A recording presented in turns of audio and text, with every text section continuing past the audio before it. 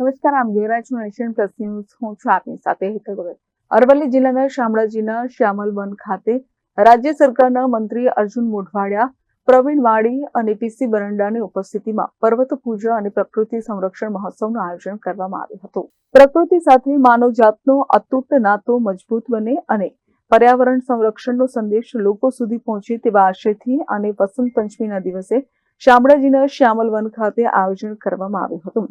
આ કાર્યક્રમ રાજ્ય સરકારના વન અને પર્યાવરણ મંત્રી અર્જુન મોઢવાડિયા, પ્રવીણ વાડી, મંત્રી પીસી બરંડા, જિલ્લા પંચાયતના પ્રમુખ અને સાંસદ શોભના બારૈયા સહિત વન વિભાગ, જિલ્લા વહીવટી તંત્રની અધિકારીઓ અને નાગરિકો ઉપસ્થિત રહ્યા હતા.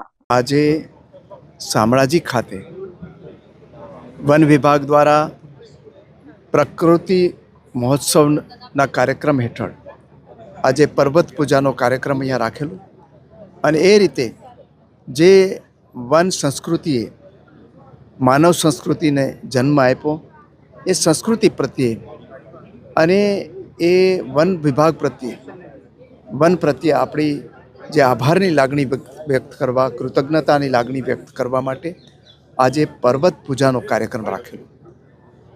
આ જે પર્વતોને બચાવવાનું કામ જો કોઈએ કર્યું હોય તો એ આપણી આદિવાસી સંસ્કૃતિ અને આદિવાસી ભાઈ બહેનોએ કર્યું છે અને એને કારણે જ આજે પર્વતો આપણા હેરાભેરા છે અને સાથે સાથે વન્યજીવો પણ છે ત્યાં સુરક્ષિત રહ્યા છે.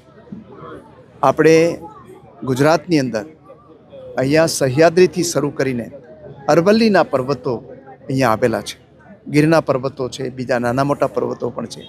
ત્યારે માનનીય મુખ્યમંત્રીશ્રીએ જે અરવલ્લી હારમાળા છે હરિયાણાથી શરૂ કરીને ગુજરાત સુધી 7 રાજ્યોમાં પથરાયેલી છે.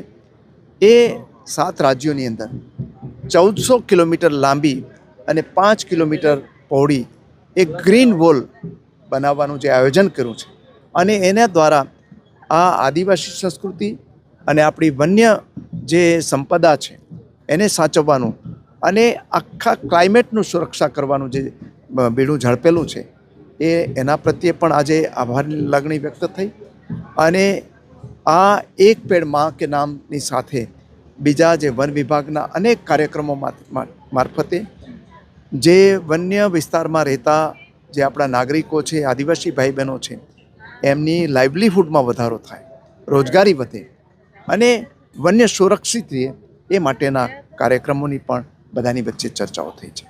મહેન્દ્ર પ્રસાદ, નેશન પ્લસ ન્યૂઝ, અરવલ્લી.